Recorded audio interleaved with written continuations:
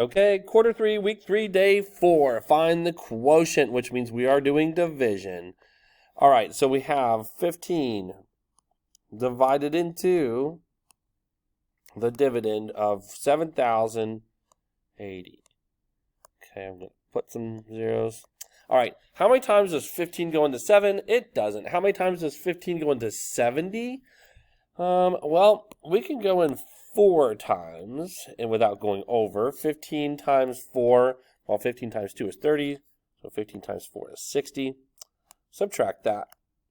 All right, 70 minus 60 is 10. Bring down an 8. Okay, so how many times would 15 be able to go into 108? I'm going to think maybe 7. Let's try 7. 7 times 5 is 35. 7 times 1 is 7, plus 3 more is 10. Okay, yeah, that worked out pretty good. All right, 108 minus 105 is 3. Bring down to 0. How many times does 15 go into 30? Twice. 15 times 2 is 30. And that gives us 0 as our remainder. So our answer is 472. Find the quotient again, except this time we have decimals, right? So what's the big takeaway? Anytime we have decimals, we have to make sure that the divisor, okay, the one that is outside the box does not have a decimal, so we're going to have to move this over 2 places also. So we're going to divide 52 into 774.8. Just adding some zeros, like I always do. Okay, so how many times does 52 go into 7? It doesn't. Okay, how many times does 52 go into 77? Well, it can't be twice, so just once, I guess, which we're going to have to do. 52. All right, 7 minus 2 is 5. 7 minus 5 is 2, so 25. Bring down the 4. Okay, so how many times would 52 go into 254? Well, if it was 50, okay, 50 goes into 100 twice, so that'd be 5, but it can't quite work out with that. So we're going to have to go with a 4 this time, probably. 4 times 2 is 8. 4 times 5 is 20. And we subtract. We have to borrow from the 5. And then we have 14 minus 8, and that equals 6. 4 minus 0 is 4, and then that's that. Then we have to bring down the 8. All right, so, wow, okay, 468. That would be pretty much almost 10, but we can't quite do 10, so let's try 9. 9 times 2 is 18. 9 times 5 is 45, plus 1 more is 46. Well, once again, that works out pretty good for us. Okay, so we just bring up the decimal. The answer for this one is 14.9. There's our answer. In 4 hours, the bake sale earned $83.48. What is the unit rate? Which means, how much did they make per hour? So let's go ahead and find out. We're going to divide 4 into 83.48.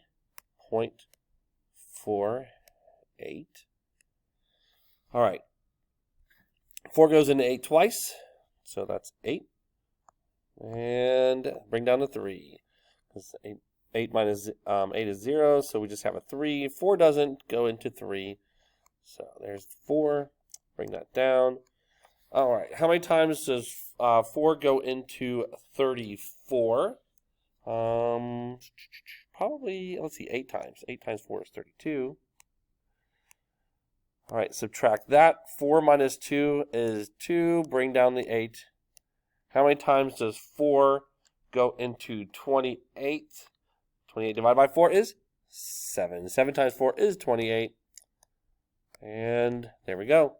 Bring up the decimal. How much did they make per hour? They made $20.87 per hour. $20.87 per hour. Okay. All right, a bookstore is having a 30% off sale. Diary of a Wimpy Kid books are now $6.30 each. What was the original price before the discount, the 30% discount? Well, here's what you got to remember. If 30% is the discount, then you're paying 70% of what the original price was. So $6.30 is 70% of the original amount. So I'm going to show you this little technique. Again, all you have to do is basically take 30%, or take 30%, turn it into a decimal, make it 0.3, and then find the percentage, and then see what the discount is. Okay. But another thing you could do though is this: if 70% of the discount of the price is $6.30, then you could do $6.30 or 6.30 divided by 7. Okay, and if you do that, you find out that basically each percent is 90 cents, 0.90. Okay, so each one of these, each percent is 90 cents. So if you keep going up, 90 cents plus 90 cents plus 90 plus 90 plus 90 plus 90, you would get $6.30 right here. So to find the total amount, you're going to add 90 cents times 3. So 0.90 times 3 is $2.70. So you would get from here to here would be an additional $2.70. So to find out what the total cost is, we would just have $6.30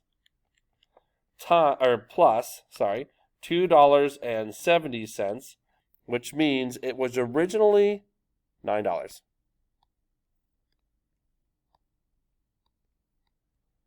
All right, that's all you have to do for that one. Are the two expressions equivalent when x equals 2? All right, well, let's find out. Let's see, 7 squared is 7 times 7. Well, that's exactly the same as this, right? And then they're adding it to 4x. So technically, these are exactly the same, because you can change this first one to 7 times 7 plus 4x, right? You can change that to that, which is exactly the same as this one, or you can change this one to 4x plus 7 squared, which is the same as the one above it. So it really doesn't matter what this number is. X could be 2, it could be 1,000,000, it could be 5, it could be 17.872. It doesn't matter what this number is, since these two equations are exactly the same, okay, because you can kind of see that they're both the exact same value, then the answer is yes. For absolute certain, okay, they will be equivalent. Doesn't matter what the number is, they will be equivalent. Okay, we have to draw a number line to represent the inequality y is less than 13. Okay, so I went ahead and put a 13 underneath the number line, and I'm going to put a circle there. My question to you is, should we color that circle in? Nope, because we've talked about this before. If it had the less than or equal to sign, then you would color it in, but it does not have the equal to sign, so do not include 13. And then if you just say this out loud, or say it in your head, I guess, y is less than 13. Well, what numbers are less than 13? Is it going to be 14, 15, 16? Nope. Those numbers are larger than, so the numbers that are less than 13 are going to go to the left. So there's our drawn number line. Okay, once again, this should be a circle but not colored in because it's not including the 13, then to the left. All right, we need to find the rule and solve for n. All right, it's always fun to find the rule. Again, the x, whatever number is underneath there, goes into our little machine, and it comes out whatever it is on the other side. So obviously this time it's just plus 2, right? 3 plus 2 is 5. 4 plus 2 is, oh no. It's not just plus 2, so it can't work for that one. So can you figure out what the rule is? It's always kind of fun to do this. What if we did 3 times 2 minus 1. 3 times 2 is 6, minus 1 is 5. So let's see if that works for the next one. 4 times 2 is 8. Minus 1 is 7. Let's see if it works for the last one. If it does, we're definitely right. 8 times 2 is 16, minus 1. So our rule is y is equal to whatever x is times 2. So 2x minus 1. So there's our rule. 2x minus 1 will give us whatever y is. So now we have to figure out what this would be. So if this is 11, we have to basically have one more than 11, which is 12, right? So it's probably going to be n equals 6, right? Because 6 times 2 is 12, minus 1 would be 11, so n equals 6. Candace is going to replace the top of a table with a new piece of wood. How many square feet of wood should she purchase? Okay, well, this is a trapezoid, and there is a formula for trapezoid. It's base 1 plus base 2 times the height divided by 2. Okay, and what that does is basically make it so that you're making a second trapezoid. You're making a second trapezoid, and you're just kind of flipping it on its head to make a parallelogram. So that's kind of what you're doing if you're doing the formula, is you're taking the trapezoid, coming all the way over here, if it go any further, and then kind of doing this. So you're finding a parallelogram, and then you're finding the whole base of this whole thing, base 1 plus base 2, times the height, and then dividing it by 2 to get it back to the original trapezoid shape. Okay, but we're going to do it a little bit differently because we know that we can find the area of a triangle and the area of a rectangle. Okay, so to find the rectangle, it's going to be 8 times 5. 8 times 5 is 40. So it's 40 feet squared so far. And then these triangles, well, this is 12 and this is 8. Okay, so if we take the whole distance of 12, we subtract 8, that would give us 4, right? So this is going to have to be 2, and this is going to have to be 2, right? These distances would be 2, because 8 plus 2 is 10, plus 2 more is 12. Okay, so those the bottoms of the triangle have to be 2. The height is 5. 2 times 5 is 10. Divide that by 2 is 5, so this side is 5. This side is 5, which if you add those back together would just be 10. So we can just kind of do that. So 40 plus 10 is 50. So there we go. It is 50 feet squared. And again, you could do the formula base 1 plus base 2 times height divided by 2. Okay, and you would also get 50 feet squared. So either one of those would work. Jordan is mailing a package at the post office. The box measures 8 3/4 inches long, 2 1/2 inches wide, and 5 1/4 inches high. What is the volume? Okay, that's what we need to know. So the volume, again, equals length times width times height. So length times width times height.